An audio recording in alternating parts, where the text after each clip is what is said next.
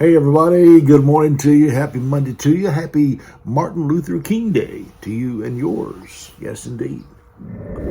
On Saturday of this past weekend, my wife and I, we decided to take a little journey, and so we drove an hour to Baton Rouge, and we got to Baton Rouge, did a few things, and then my wife says, hey, I need to stop in Walmart and get a few things. And so I said, okay, and so I pulled in there, and we both got out of the car. We both went inside, and we were somewhere between the detergent aisle and the bread aisle, and we were just kind of talking among ourselves, looking at our list as to what we yet needed to go and get and put in our cart. And all of a sudden, out of nowhere, down the aisle comes this guy going, hey, how are y'all doing? And so immediately, you say, hey, I'm doing good. How are you? And he began to explain, I'm not doing too good. I'm battling 2 cancers. And I'm like, oh, well, goodness, bro, that's, wow. He said, yeah, hey, do y'all remember me? I used to be your mailman. I'd bring your mail to you. Well, I didn't. I'm like, okay.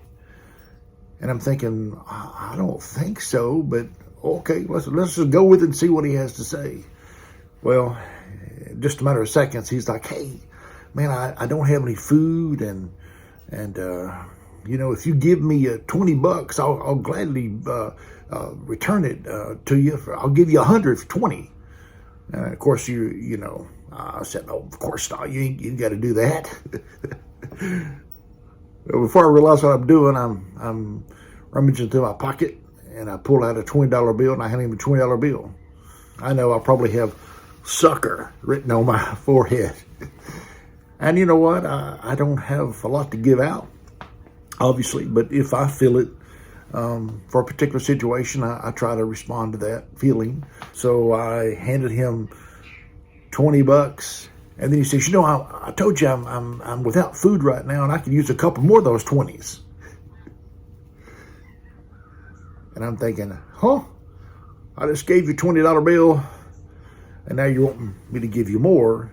And then he goes, now, what's your name again? And I'm thinking, I have just been scammed. And I said, I don't have any more, meaning I have no more to give to you. And he didn't say thank you. He didn't. He got out of character, obviously. He just simply bent over and put that $20 bill in his sock, and he was gone. And again, I thought, I have just been scammed. Oh, well, hey, God keeps good records. He knew my heart was right when I gave it.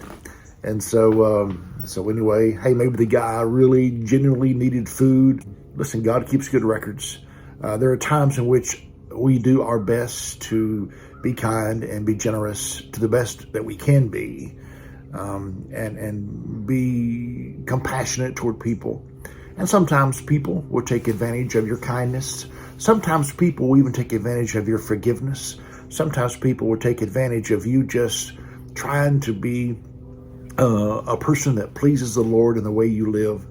And so sometimes you're taken advantage of. Sometimes people would take advantage of that. But if you do all that you do in the name of the Lord and for the Lord and for the kingdom of God, then God will bless you. And whatever that person or those individuals end up doing with your goodness or your forgiveness or your kindness or your love, you know what? That's on them. But if you give something, or you're forgiving, or you're kind to someone in the name of the Lord, then God will He keeps good records. God does indeed keep good records, and you'll be rewarded. Not that you're doing that to be blessed and rewarded by God, but it's just part of it. And you don't do it for that reason. You do it out of the goodness of your heart. Now, I knew I'd been scammed, but just let it go. Just let it go. Nobody wants to be taken advantage of, but sometimes we are. Sometimes we are. Just mark it down as an experience and give it to God and say, God, my heart was right, and and just let it go and hand it off to the Lord.